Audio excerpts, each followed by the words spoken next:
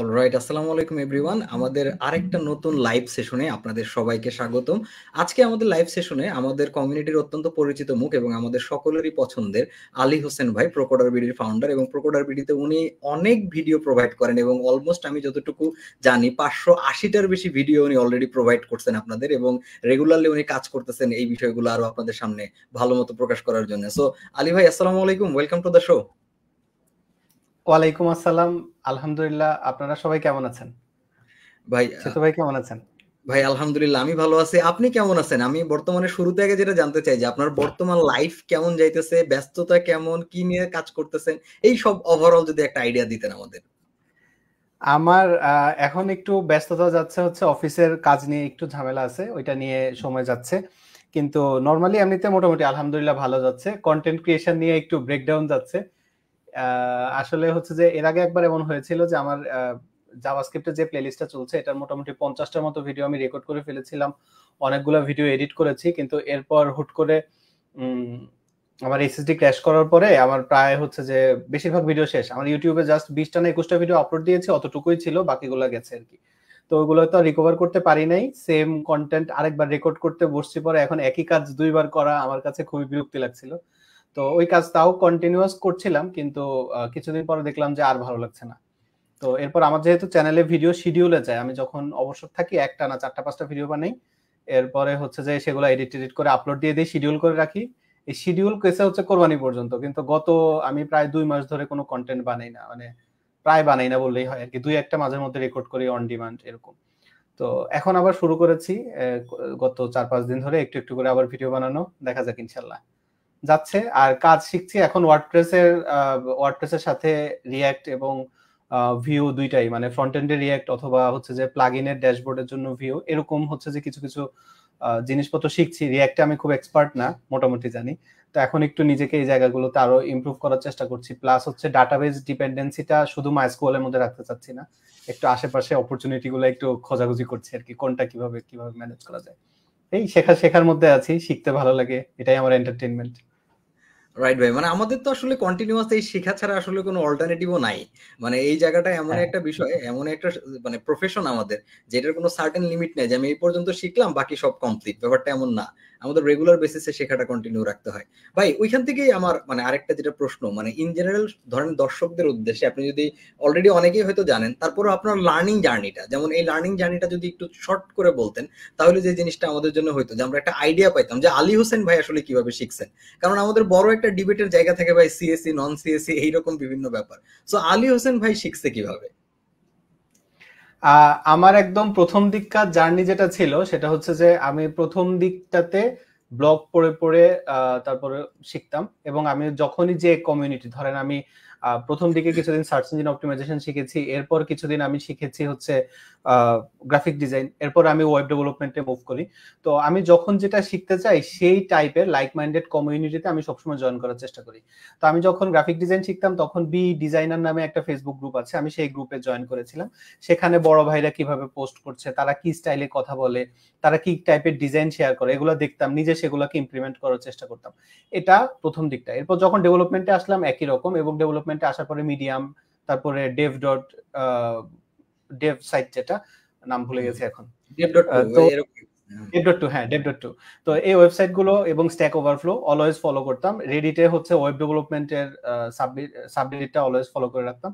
তো এখান থেকে যে ইনসাইটটা আসতো যে আমার হয়তো এখন এই টপিকটা শিখতে হবে, সেটা আমি হচ্ছে অন ডিমান্ড, আমি তখন সেটা গুগল সার্চ করতাম, ইউটিউব ভিডিও দেখতাম। পরে যখন একটু একটু ইনকাম করা শুরু করেছি, ইউডিমি থেকে কোর্স কেনা শুরু করেছি, কোর্সেরা থেকে কোর্স কিনতাম। এবং কোর্স কিনে কিনে দেখা যেত যে অনেক কোর্স এমন হয়েছে আমি বেশিরভাগ কোর্সই কমপ্লিট করিনি। দেখা যেত এই কোর্সের জাস্ট এই একটা সেকশন হয়তো আমার শেখা লাগবে, আমি জাস্ট ওই একটা সেকশন শিখতাম। এমন না যে কোর্স কিনেছি বলে একদম প্রথম থেকে শেষ পর্যন্ত শিখেছি, এরকম না। তো এরকম, এবং হচ্ছে যে আমার বই পড়তে খুব ভালো লাগে, এবং কোন একটা টপিকের ডিটেল জানার জন্য আমার কাছে অলওয়েজ মনে হয় বইটা বেস্ট। তো আমি হচ্ছে যে প্রচুর বই পড়ার চেষ্টা করতাম। আমাদের দেশে তো অরিজিনাল কপি পাওয়া একটু টাফ। প্রথম দিকে আমি প্রচুর পাইরেটেড কপি হচ্ছে নিউ মার্কেট থেকে, নীলক্ষেত থেকে হচ্ছে কপি, বইগুলো বললেই তো ওরা বানিয়ে দেয় প্রিন্টেড, সেগুলো আনতাম। এখন একটু একটু হচ্ছে যে ওরালির প্রচুর বই আমি ওই সময় পড়েছি। এখন একটু একটু ওদের সাবস্ক্রিপশন কিনে বা ওদের বই কিনে কিনে পড়ার চেষ্টা করছি আর কি। আইপ্যাড ভার্সন কিনে নিচ্ছি আর কি এখন। আচ্ছা আচ্ছা। এভাবে মানে আমার বই পড়া, তারপরে হচ্ছে ইউটিউব ভিডিও দেখা, ডকুমেন্টেশন, এগুলো সবগুলো চলে। তবে নরমালি আমি যেটা করি, যেটা শিখতে চাই সেটার একটা প্ল্যান করি যে আমি এই জিনিস শিখবো। তো ওই প্ল্যান ওয়াইজ আমি হচ্ছে এরপরে কাজ করা শুরু করি, এবং কোন একটা টপিক শিখতে গেলে কখনো ভিডিও থেকে ভালো বুঝতে পারি, কখনো বই পড়ে ভালো বুঝতে পারি, কখনো কারো ব্লগ পোস্ট পড়ে ভালো বুঝতে পারি। যেটা থেকে বুঝতে সুবিধা হয় আমি তখন সেটা, আমি কোনো একটা স্ট্যাটিক ভাবে বলি না যে শুধু ভিডিও থেকে শিখবো বা শুধু অডিও থেকে মানে পড়ে। যে টপিকটা যেখানে সহজ হয় আমি সেটা সেখান থেকেই অ্যাবজর্ব করার চেষ্টা করি। রাইট। এবং এই পুরো প্রসেসটা অর্গানাইজ করার জন্য যে বিভিন্ন টুল, সেই টুলগুলো সম্পর্কেও আপনি দেখি আমি ইউটিউবে অনেক মানুষকে আসলে সাজেশন দেন টুলগুলো কিভাবে কাজ করে। ইভেন আপনার নোশন নিয়েও একটা বোধহয় ডেডিকেটেড ভিডিও আছে হ্যাঁ। যেখানে আপনি কিভাবে পুরো জিনিসটা অর্গানাইজ করছেন, সেই জিনিসটা আপনি এখানে প্রকাশ করছেন। সো ভাই মানে আমরা আজকে যে আমাদের লাইভের যে মেইন অবজেক্টিভ সেটা হইতেছে আসলে মার্ন স্ট্যাক ডেভেলপমেন্ট নিয়ে, মানে how to become MERN developer step by step. এখন স্পেশালি আমরা যখন শুরু করছি আর এখনকার সিচুয়েশন, এই দুইটা আসলে লার্নিং প্রসেসটা একটু ডিফারেন্ট। আমি লার্নিং প্রসেস ডিফারেন্ট এই অর্থে বলতেছি যে ধরেন আমাদের টেকনিক্যাল টপিক হয়তো অনেক কিছু আপডেট হয়েছে, কিন্তু এখন আমাদের রিসোর্স অনেক আছে, কিন্তু আপনি টি শার্টে যেটা পরে আছেন এই জিনিসটা মানুষের ভিতরে খুবই কম, পেশেন্স অনেক কম। সো মানে এই যে যে জায়গাটা, এখন প্রথম যে প্রশ্নটা আমরা আসলে করে বসি শুরুতে যে মার্নস্ট্যাক কি আদৌ ভায়াবল কিনা, বা এই জিনিসটা বাংলাদেশের প্রেক্ষাপটে বা বাইরের রিমোট জবের কথা বলি বা যে কোনো জবের প্রেক্ষাপটে এটা আসলে ভায়াবল কিনা, ওর্থ ইট কিনা শেখাটা। সো এইটাতে আপনার all over point of view কি? মার্ন কি আসলে ওভার হাইপড নাকি মার্ন আসলে শেখাটা ওর্থ ইট? মার্ন আমার কাছে মনে হয় বাংলাদেশের পার্সপেক্টিভে মার্নটা একটু বেশি হাইপড। মানে নরমালি মার্নের যেরকম হাইপ থাকা উচিত বাংলাদেশে এর চেয়ে একটু বেশি। এটার একটা বড় কারণ হচ্ছে আমরা সবসময় ট্রেন্ডটাকেই বেশি ফলো করি। এখন হচ্ছে যে এটা ট্রেন্ড তাহলে এটাই ফলো করতে হবে, এখন এটা ট্রেন্ড নাই তাহলে এটার মনে হয় কিছুই নাই, এরকম আর কি। তো এটা একটা পার্সপেক্টিভ বাংলাদেশের প্রেক্ষাপটে, কিন্তু ওয়ার্ল্ড ওয়াইড আপনি যদি চিন্তা করেন মার্নের চাহিদা কিন্তু অনেক। এবং আপনি যদি কোনো একটা কোম্পানিতে ভালো জব পেতে চান সেক্ষেত্রে মার্ন ডেভেলপার হিসেবে জয়েন করাটা অনেক ক্ষেত্রে অনেক সুবিধাজনক। যদিও মার্ন ডেভেলপার কোম্পানিগুলো চায়, কিন্তু তারা আসলে একটা টার্গেট করে নেয়। যেমন হয়তো কেউ মার্ন ডেভেলপার নিবে কিন্তু front end focused MERN developer অথবা back end focused MERN developer, এভাবে হচ্ছে যে তারা সাধারণত ডেভেলপার নেয়। জাস্ট ফ্ল্যাট একটা মার্ন ডেভেলপার খুব কম ক্ষেত্রেই আমি নিতে দেখেছি, বা আমার ঠিক যতটুকু আইডিয়া আছে আর কি। আপনারা যারা জবের সেক্টরে বা আপনারা যারা জব দিচ্ছেন তারা আরো ভালো বলতে পারবেন। বাংলাদেশের পার্সপেক্টিভেও আমি যতটুকু জানি যে front end focused MERN developer, back end focused MERN developer, এই টাইপের হচ্ছে যে ডেভেলপার নেয়। কারণ কোম্পানিগুলো যখন দেখা যায় আমাদের একটা ব্যাক এন্ড ডেভেলপার লাগবে কিন্তু তার ফ্রন্ট এন্ডেরও বেসিক স্কিল গুলো থাকলে ভালো, তখন তারা একটা মার্ন ডেভেলপার হায়ার করে। ফ্রন্ট এন্ডের ক্ষেত্রেও একই রকম।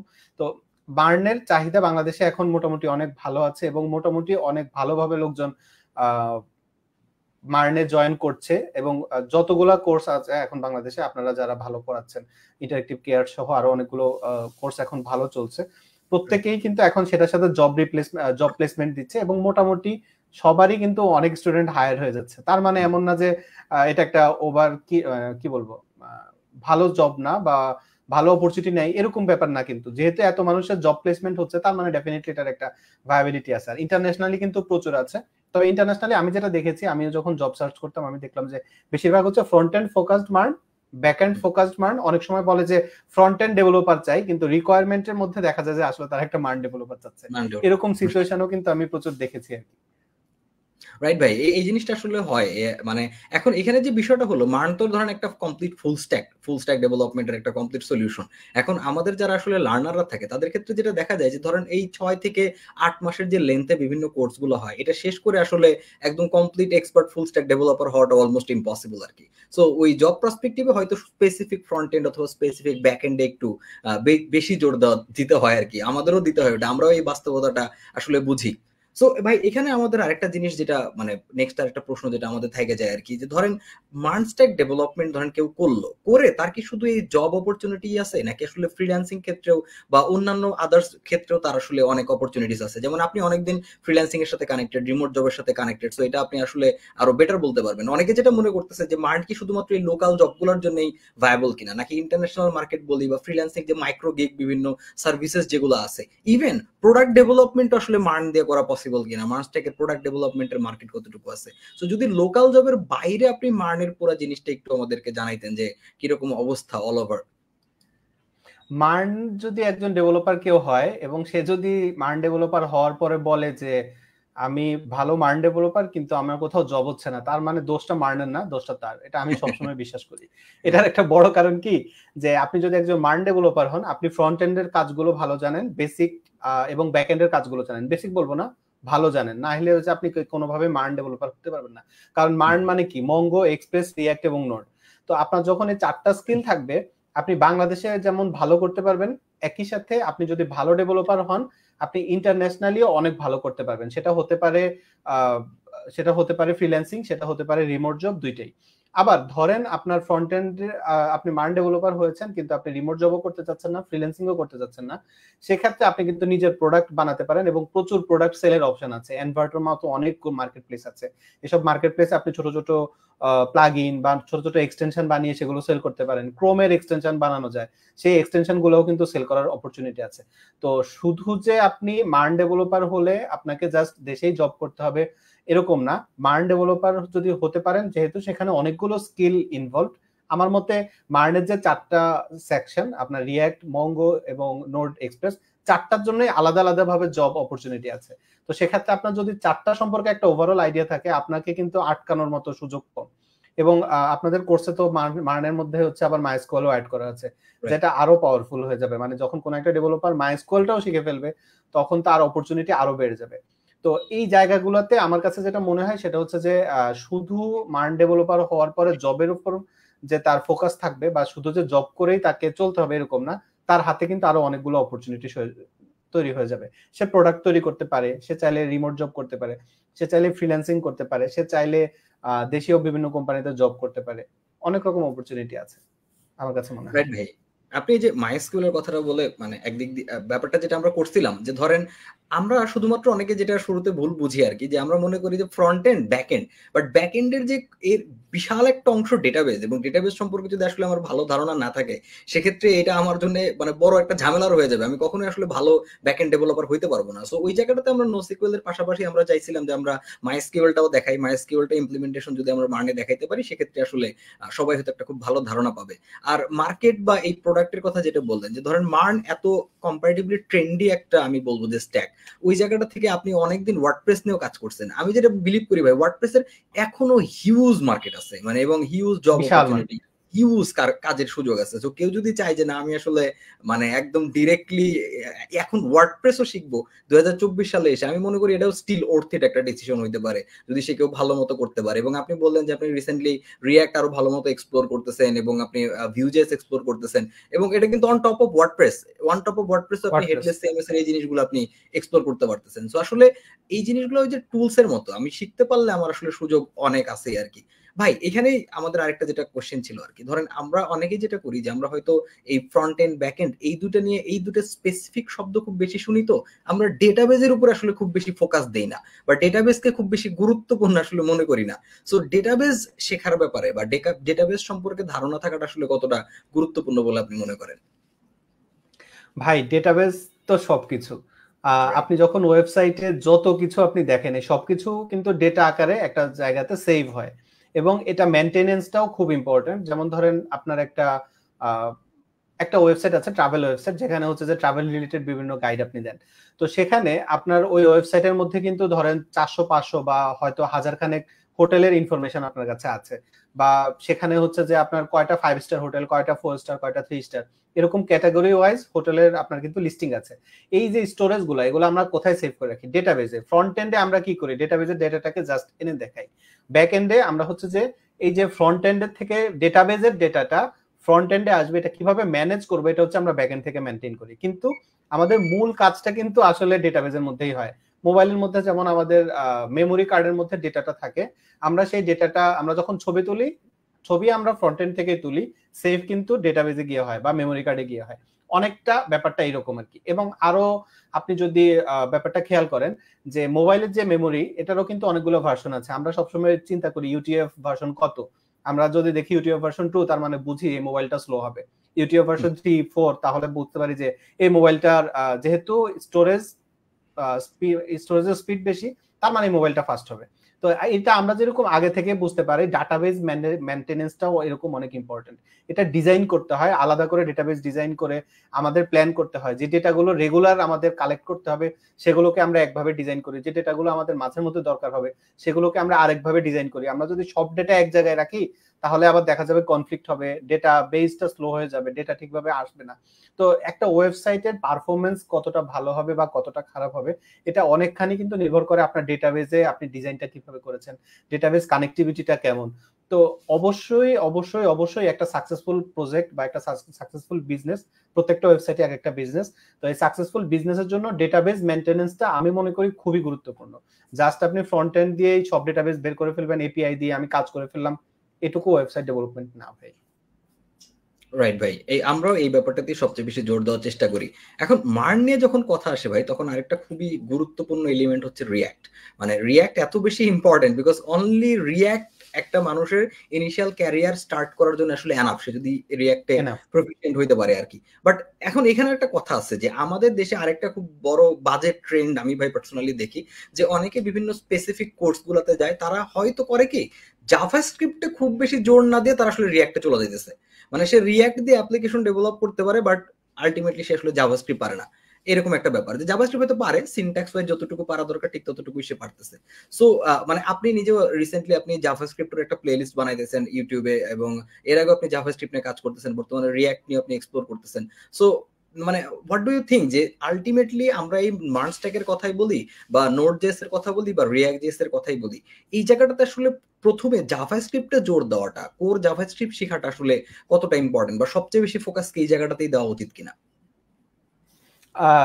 এটা আমি সবসময় মনে করি যে আপনি যত যদি মনে করেন যে আমি একটা ভালো ডেভেলপার হব, অবশ্যই আপনাকে ভালোভাবে জাভাস্ক্রিপ্ট শিখতে হবে। কারণ আপনি যখন রিয়্যাক্ট নিয়ে কাজ করতে যাবেন, আপনি নোড নিয়ে কাজ করবেন, আপনি যখন এক্সপ্রেস নিয়ে কাজ করবেন, আপনি যেখানেই কাজ করতে গিয়ে আটকাবেন, আসলে আপনাকে ওই ফ্রেমওয়ার্ক গুলো আটকাবে না, আপনাকে প্রত্যেকবার আটকাবে হচ্ছে জাভাস্ক্রিপ্ট। জাভাস্ক্রিপ্টের স্কিলটা এতটা ইম্পর্টেন্ট। আমরা অনেক সময় অনেক জায়গায় দেখি যে ফ্রেমওয়ার্ক আমাকে এই করতে বলছে, আমি এর বাইরে কিছু করতে পারছি না।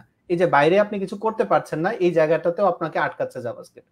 আপনি রিয়্যাক্টের কোন একটা কনসেপ্ট আপনি হয়তো বুঝছেন না, অথবা এই কম্পোনেন্টটা আমি কেন এভাবে নিলাম, এই কম্পোনেন্টটা কেন ঠিকভাবে কাজ করছে না। আপনি হয়তো ভাবছেন যে আমি তো কাজটা ঠিকভাবে লিখেছি, কিন্তু আসলে আপনি জাভাস্ক্রিপ্টের কোন একটা ফান্ডামেন্টালসকে মিস করেছেন। এরকম অনেক জায়গায় আপনি আটকাবেন। আপনি ফ্রেমওয়ার্কে যত জায়গায় কাজ করতে গিয়ে আটকাবেন, প্রত্যেকটা জায়গায় আপনাকে আসলে ওই ফ্রেমওয়ার্কটা আটকাবে না, আপনাকে রিয়্যাক্ট আটকাবে, তো সরি জাভাস্ক্রিপ্ট আটকাবে। এজন্য জাভাস্ক্রিপ্টটা আপনাকে অনেক ভালো করে শিখতে হবে। যেমন লাইফে সাঁতার শেখাটা খুব ইম্পর্টেন্ট।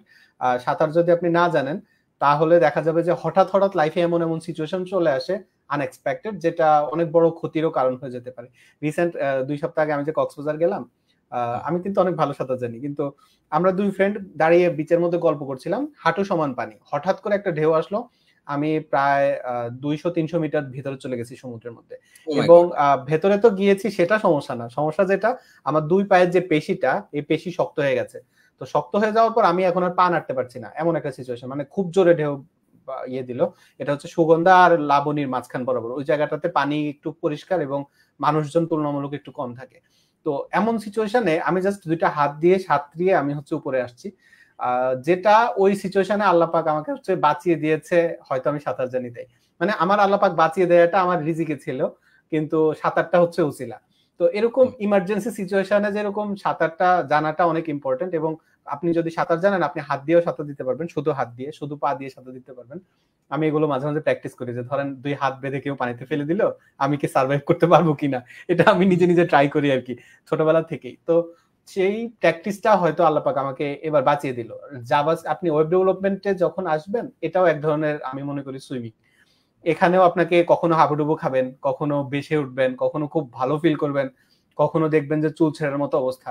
তো সেই জায়গাটাতে আপনার skill, core concept HTML CSS জাভাস্ক্রিপ্টের উপরে একদম আমি বলবো একদম ভালো নলেজ থাকতে হবে। যত ভালো নলেজ থাকবে আপনি তত ভালো ডেভেলপার হতে পারবেন। যেমন যারা ফ্রন্ট এন্ড ডেভেলপমেন্ট করে এরা বেশি লাফালাফি করে যে আমি রিয়্যাক্ট দিয়ে এই করে ফেলবো সেই করে ফেলবো, কিন্তু ফ্রন্ট এন্ড ডেভেলপমেন্টে সিএসএস অনেক বড় একটা পার্ট। সিএসএস যদি আপনি ভালো না হন সিএসএস এ, ফ্রেমওয়ার্ক ব্যবহার করে যেমন টেলউইন্ড অথবা বুটস্ট্র্যাপ ব্যবহার করে আপনি অত ভালো ওয়েবসাইট ডিজাইন করতে পারবেন না। সিএসএস এর কনসেপ্টটা অবশ্যই ক্লিয়ার থাকতে হবে। তো এই যে কোর কনসেপ্ট গুলা, এই কোর কনসেপ্ট গুলাতে অবশ্যই বেশি ফোকাস করা উচিত। এবং আপনার যখন একটা ভালো আন্ডারস্ট্যান্ডিং হবে যে না এখন আমি হচ্ছে মোটামুটি কোর কনসেপ্ট গুলো ভালো করে বুঝি, এগুলোকে ভালোভাবে ইমপ্লিমেন্ট করতে পারি, তখন আপনার ফ্রেমওয়ার্কে মুভ করা উচিত। সেটা হোক রিঅ্যাক্ট, হোক ভিউ, হোক অ্যাঙ্গুলার, যেটাই হোক না কেন, কিন্তু আগে কোর কনসেপ্টটাতে আপনার ভালো করে শিখতে হবে। রাইট ভাই, আমরাও মানে এই ব্যাপারটাতে সবচেয়ে বেশি গুরুত্ব দেই। ইভেন আমরা যে মার্নের যেই আমরা যে মার্ন স্ট্যাকের যে মানে কমপ্লিট একটা ক্যারিয়ার পাথ নিয়ে আমরা কাজ করতেছি, সেখানে কিন্তু আমরা সিএসএস ও রাখছি আমাদের কাছে। মানে সিএসএস এর কোর যে কনসেপ্ট গুলো সেগুলো জানাটা খুব বেশি ইম্পর্টেন্ট। আমি যদি একটা ওয়েবসাইটের বেসিক লেআউটিং এ না বুঝি, মানে ডিজাইনিং অ্যাসপেক্ট না বুঝি, লেআউট কিভাবে কাজ করতেছে, ফ্লেক্স বক্স কিভাবে কাজ করতেছে, মানে রেসপন্সিভ ওয়েব ডিজাইন কিভাবে কাজ করতেছে, এই কোর নলেজ গুলো ডেফিনেটলি আপনার কথার সাথে আমি টোটালি একমত যে একদম ফ্রন্ট এন্ড ডেভেলপারের জানাটা আসলে খুব বেশি দরকার আর কি। আমরা হয়তো মানে সিএসএস মনে করে খুব বেশি অবহেলা করি, যা সিএসএস এই ব্যাপার, কিন্তু এইখানেও আসলে অনেক কিছু করার আছে, অনেক কিছু শেখার আছে আর কি। ভাই আরেকটা বিষয় যেটা আমরা জানতে চাইতেছিলাম, যে ধরেন আমরা যখন এই মার্নস্ট্যাক ডেভেলপমেন্ট শেখাটা শুরু করি, হ্যাঁ, মার্নস্ট্যাক ডেভেলপমেন্ট শেখাটা শুরু করতে গেলে যেই বড় সমস্যাটা শুরুতে হয়, যে আমরা আসলে হয়তো এখন 4টা টপিকের কথা জানি, যে ঠিক আছে মার্নের MERN 4টা মানে এইরকম 4টা জিনিস, বাট এই 4টাই শুধু 4টা জিনিস না, এর বাইরেও আরো অনেকগুলো টুলস, অনেক ছোট ছোট বিষয় আসলে শিখতে হয়। মেজর 4টা জিনিস নিয়ে আমরা হয়তো বিষয়টাকে মার্ন বলতেছি। সো এটা যেটা হয় যে অনেক সময় অ্যাবসলিউট বিগিনার যারা, তাদের জন্য এটা আসলে ওভারওয়েলমিং ইনফরমেশন হয়ে যায় আর কি, যে অনেক বেশি কিছু একবারে শিখতে হইতেছে। সো যেহেতু মানে অল ওভার আপনি আপনার লার্নিংটাকে বেশ অর্গানাইজড ওয়েতেই শেখার চেষ্টা করেন, এবং আমি যতটুকু জানি আপনার পার্সোনাল লাইফে আপনি চেষ্টা করেন যতটুকু অর্গানাইজ থাকা যায় আর কি। সো এই শেখার প্রসেসটা একটা স্টুডেন্ট সে যদি কোর্স করে দ্যাট ইজ ফাইন, কোর্স তো তাকে হেল্প করবে অর্গানাইজড হইতে। কোর্স ছাড়াও যদি কেউ নিজে আসলে শিখতে চায়, এন্ড অফ দ্য ডে এই অর্গানাইজড লার্নিং প্রসেস আসলে কেমন হইতে পারে ভাই? একটা যে কোনো কিছু শেখার অর্গানাইজড লার্নিং প্রসেস কি হইতে পারে? এটা আমার কাছে যেটা মনে হয়, মানে নর্মালি আমি যেভাবে শিখি, এটা সিস্টেমটা হচ্ছে আমি যখন কোনো একটা কিছু শিখবো বলে ভাবি, আমি সবার আগে এটার একটা প্ল্যান করি, যে একটা রোড ম্যাপ, আমি কিভাবে শিখবো স্টেপ বাই স্টেপ। এটা আমি সুন্দর করে নোশনে নোট করে ফেলি, অথবা আইপ্যাডের মধ্যে নোট করে ফেলি, যে আমি হচ্ছে এটার পরে এটা শিখবো, এটার পরে এটা শিখবো। এই স্টেপটা আপনি গুগলে সার্চ করলে পেয়ে যাবেন। আপনি যেটাই শিখতে চান সেটার একটা স্টেপ বাই স্টেপ গাইডলাইন গুগলে সার্চ করলে পেয়ে যাবেন। প্রোকোডারেও আমার চ্যানেলেও কিন্তু অনেকগুলা রোড ম্যাপ আছে, যে আপনি যেটাই শিখতে চান আপনি রোড ম্যাপ পেয়ে যাবেন সেটার। তো এরকম একটা রোড ম্যাপ আপনি প্রথমে তৈরি করে ফেলবেন। এই রোড ম্যাপ তৈরি করার পরে আপনি ডিসাইড করবেন যে আমি এই জিনিসটা শিখবো, এটা আসলে আমি কত দিনে শিখবো। ধরেন আপনি টার্গেট করলেন যে আমি হয়তো রিঅ্যাক্ট ডেভেলপমেন্ট শিখতে চাই, রিঅ্যাক্ট দিয়ে আমি অ্যাটলিস্ট 5টা প্রজেক্ট বানাবো, আমার মোটামুটি 3 মাস সময়ের মধ্যে আমি এটা করবো, এটা আপনি চিন্তা করলেন। তো এরপরে আপনার পরের স্টেজে এসে, প্রথম স্টেজে আপনি রোড ম্যাপ করলেন, পরের স্টেজে আপনি টাইম ফ্রেম সেট আপ করবেন যে আমি এত দিনের মধ্যে এটা শেষ করব। থার্ড স্টেজে গিয়ে আপনি রিসোর্স সিলেক্ট করবেন যে আপনি কোথা থেকে শিখবেন। সেটা হতে পারে ইউটিউব, সেটা হতে পারে আপনার কোনো ইউডিমি কোর্স, সেটা হতে পারে বাংলাদেশি কোনো কোর্স, সেটা হতে পারে কোনো বই, যেটাই রিসোর্স হোক আপনি সেটাকে এরপরে রেডি করবেন। আপনি যখন এই 4টা স্টেপ মানে 3টা স্টেজ যখন কমপ্লিট করে ফেলবেন, এরপরে আর কিছু দেখার ব্যাপার নেই, ডানে বামে তাকানোরও ব্যাপার নেই, ওইটাতে ফোকাস করা শুরু করবেন এবং ওইটা ধরে কাজ করা শুরু করবেন। এরপর ওটা যখন শেষ হবে, এরপরে আপনি অন্য কিছু শেখার কথা, অথবা এই শেখাটাকে আরো আপডেট করা বা আপনার কোডের অপটিমাইজেশন আরো বাড়ানো, এটা হচ্ছে এরপর। আগে আপনি যেটা টার্গেট করেছেন সেটা কমপ্লিট করবেন। এমন অনেক সময় হয়, আমার সাথে বেশিরভাগই হয়, সেটা হচ্ছে যে আমি টার্গেট করে 3 মাসে শেষ করব, দেখা যায় 3 মাস পরে হয়তো 60-70% কমপ্লিট করেছি, 30-40% হয়তো রয়ে গেছে। তারপর আমি সময় আরো বাড়িয়ে দিয়ে ওটাকে কমপ্লিট করি। কিন্তু এমন আমি কখনোই করি না, একটা জিনিস শিখতে বসেছি মাঝপথে বা আমার 3 মাস সময় শেষ হয়ে গেছে কিন্তু আমার শেখা হয়নি, তাহলে আমি এখন অন্য কিছু শিখবো, এরকম আমি করি না। একটা জিনিস কমপ্লিট করার পর তারপর আমি চেষ্টা করি আরেকটা জিনিসে মুভ করার জন্য। তো আপনি যদি এভাবে স্টেপ বাই স্টেপ টার্গেট করেন, প্রথমে আপনি কি শিখবেন সেটা আপনি লিখবেন, এরপরে আপনি এটা কত সময়ের মধ্যে শেষ করবেন লিখবেন, এরপরে আপনার যেটা টার্গেট হবে সেটা হচ্ছে আপনি কোথা থেকে শিখবেন সেটাও আপনি ঠিক করে ফেলবেন। এই 3টা স্টেজ কমপ্লিট করে আপনি যদি কাজ করতে বসেন বা কাজ শিখতে বসেন, আমি আশা করি আপনি খুব ভালোভাবে শিখতে পারবেন। রাইট। এবং ভাই আপনি একটা সেমিনারে শাইনি অবজেক্ট সিনড্রোম নিয়েও বলছিলেন, এই ব্যাপারটা আপনি মেনশন করছিলেন, যে যাতে আসলে আমাদের যারা লার্নাররা এটা যাতে আসলে তারা মানে একটু অ্যাভয়েড করতে পারে আর কি। আমি একটা জিনিস শেখা শুরু করলাম, এখন যেই সমস্যাটা হয় যে আমরা আসলে সোশ্যাল মিডিয়ার এমন একটা স্টেজে আছি, এত বেশি ডিস্ট্রাক্টিং একটা জায়গায় আছি, আমাদের অ্যাটেনশন স্প্যানও এত কমে গেছে। তো যেটা হয় যে আমরা একটা কাজ শুরু করেই হয়তো আমি অন্যান্য অনেক সেক্টরে অনেক মানুষের সাকসেসই চোখে দেখতেছি, অনেক মানুষের ভালো কাজই আমি চোখে দেখতেছি। সো আমার কাছে হয়তো তখন মনে হবে যে না ভাই আসলে মান টান শিখে আর লাভ নাই, উনি 3 মাসে গ্রাফিক্স শিখে এটা করছে, উনি 6 মাসে এসইও শিখে এটা করছে, বা উনি অমুক মাসে মানে অন্য একটা স্ট্যাক শিখে এটা করছে। তো এই জায়গাটাতে যে আমরা আসলে খুব বেশি যে ডিস্ট্রাক্টেড হয়ে যায়, এবং অনেক সময় হয় কি যে এই ওভারওয়েলমিং ইনফরমেশনের জন্য অল ওভার আমরা মনে করি যে আমাদের আসলে মোটিভেশন নাই, আমাদের ল্যাক অফ মোটিভেশন লাইফে আমরা ফিল করি। বাট এইটার একটা বড় এক্সাম্পল আমি মনে করি আপনি শুধুমাত্র যে মানে অনলি মোটিভেশনের উপরে ভর করে কিন্তু আপনি কাজ করেন নাই। আপনি আজকে যেই একটা ইউটিউব চ্যানেল দাঁড় করাইছেন, আপনি একটা জব করতেছেন এবং বিভিন্ন কনফারেন্সে যাচ্ছেন, ইভেন এখন মানে বিভিন্ন এই যে রানিং ইভেন্ট গুলোতে আপনি যাইতেছেন। সো এই জায়গাটা অনলি মোটিভেশন দিয়ে এখানে পসিবল না, এখানে ডেফিনেটলি ডিসিপ্লিন থেকে শুরু করে আরো অনেক স্যাক্রিফাইস এবং ডেডিকেশন দরকার পড়ে আর কি। সো আসলে ভাই আমরা আমাদের ইন জেনারেল এই লার্নিং প্রসেসে, সেটা মার্নস্ট্যাক হোক, ওয়ার্ডপ্রেস হোক, যে কোনো কিছুই হোক, এই যে সবসময় মোটিভেশন খোঁজার যে জায়গাটা, এই মোটিভেশন ওভারকাম করে আমরা অ্যাকচুয়াল অ্যাকশনে কিভাবে যাইতে পারি? ভাই ছোটবেলায় আমরা যখন পড়াশোনা করতাম, এবার পড়তে বসতাম, এখনকার প্যারেন্টিংটা খুব সফট প্যারেন্টিং, আমাদের সময়কার প্যারেন্টিং সফট প্যারেন্টিং ছিল না। বেত, ছলামোঠা, রান্নাঘরের যত আইটেম সবই ছিল আমাদের প্যারেন্টিং এর মধ্যে পড়তো। তো পড়াশোনা তখন আমরা টেবিলে কিন্তু মোটিভেশন, আমার আজকে পড়তে ইচ্ছা করছে না এই জন্য আমরা টেবিলে বসতাম না, না পড়লে মাইর খাইতে হবে এই জন্য বসতাম। বা কোন একটা টপিক আমরা এই কারণেই পড়তাম যে স্কুলে গেলে টিচার পিটাবে। তো দেখা যেত যে পড়তে না বসলে সন্ধ্যায় হয়তো ঘরে একবার পিটানি, বকাঝকা, ঝাড়ি এগুলো খেতে হতো। আবার যদি ঘরে হয়তো ধরেন একদিন পিঠা খেলাম না, সমস্যা নাই, স্কুলের পিঠা কে বাদ দিবে, মানে পিঠা কমন যদি আপনি পড়া শেষ না করেন। তো এরকম একটা জায়গাতে আমাদের মোটিভেশনটা ইম্পর্টেন্ট ছিল না, পড়াটা কমপ্লিট করাটা ইম্পর্টেন্ট ছিল। এবং সে সময় আমরা আসলে পিঠা খাবো, বা দেখা যাবে যে আমরা আমাদের ক্লাসের যে র্যাঙ্কিং আছে সেটা মিস করব, অথবা দেখা যাবে আমাদের রেজাল্ট খারাপ হবে, এইসব চিন্তা করে শরীর ভালো থাকতো, খারাপ থাকতো, জ্বর থাকতো, মন ভালো থাকতো, খারাপ থাকতো, বিয়ে থাকতো, এত কিছুর মধ্যেও, মানে বিয়ের অনুষ্ঠানে দাওয়াত থাকতো, এত কিছুর মধ্যেও আমরা আমাদের পড়াটা কিন্তু শেষ করতাম। কিন্তু এখনকার এই যুগে এসে আমরা যেটা দেখতে পাচ্ছি যে এখনকার নিউ প্যারেন্টস যারা, এরা তাদের বাচ্চাদেরকে সফট প্যারেন্টিং করে, বাবা এটা না করলে হবে না, ওইটা না করলে হবে না, বেশি আদর, বেশি আহ্লাদ, এইটা করতে যায় পোলাপানের আসলে ভালোর থেকে আমি দেখতেছি খারাপ বেশি হচ্ছে। সফট প্যারেন্টিং আমার কাছে বেশিরভাগ ক্ষেত্রে নট রিকমেন্ডেড। আমি জানি না এটা খুব কি বলে কনফ্লিক্ট তৈরি হতে পারে, বা অনেকেরই এটা পছন্দ নাও হতে পারে, কিন্তু এটা সত্যি কথা। কারণ হচ্ছে যে মিনিমাম প্যারেন্টিংটা ইম্পর্টেন্ট। আপনার বাচ্চাকে ভালোভাবে শেখানোর জন্য ছোটবেলায় একটু শাসনের মধ্যে রাখাটা উচিত, পুরোপুরি ছেড়ে দেওয়া উচিত না। আর আমরা যখন কাজ শিখছি সেখানেও আমরা নিজেদেরকে নিজেরা এত বেশি আহ্লাদ আমোদে করে ফেলেছি যে আরে এখন কাজ করতে ভালো লাগছে না, একটু মুভিটা দেখে নেই, একটু গেম খেলতে বসি, একটু বন্ধুর সাথে আড্ডা দিয়ে আসি, একটু ফেসবুক নিয়ে বসলে কি হবে, একটু টিকটক দেখি না। এই যে আমরা নিজেকে একটু দেখি না, একটু এটা করি না, এই কাজটা করার কারণে দেখা যাচ্ছে যে আমরা আমাদের মূল কাজে ফোকাস করতে পারছি না। আমাদের ব্রেনের কিন্তু কিছু ওয়ার্কিং টাইম থাকে, মানে কিছু টাইমে আমরা খুব ভালো কাজ করতে পারি, কিছু টাইমে আমরা ভালো কাজ করতে পারি না। যেমন ভোরবেলা আমরা যখন ঘুম থেকে উঠি, বা অ্যাটলিস্ট আপনি যখনই ঘুম থেকে ওঠেন, দুপুরে হতে পারে, আপনার অনেকে হয়তো সারা রাত কাজ করে দুপুরের পর্যন্ত ঘুমিয়ে তারপরে আবার কাজ করতে বসে।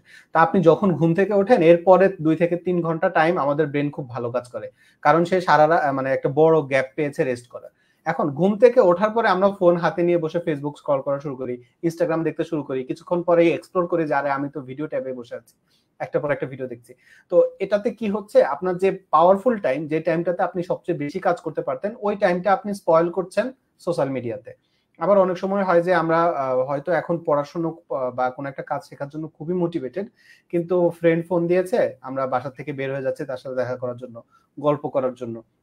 আপনার প্রোডাক্টিভ টাইম, আপনার পাওয়ারফুল টাইম, এই টাইমটা আপনি হচ্ছে যে আনপ্রোডাক্টিভ কাজে যদি ব্যয় করেন, তাহলে যেটা হবে যে আপনি একটু পরে টায়ার্ড হয়ে যাবেন, তখন আপনার মনে হবে এই রে আমার তো এই কাজ বাকি ছিল, এই রে আমার তো এটা শেখার দরকার ছিল। তখন আপনি দেখবেন যে আপনার ব্রেনটা ঠিক সেভাবে কাজ করছে না, কারণ এখন তো আপনার ব্রেন অলরেডি টায়ার্ড হয়ে গেছে।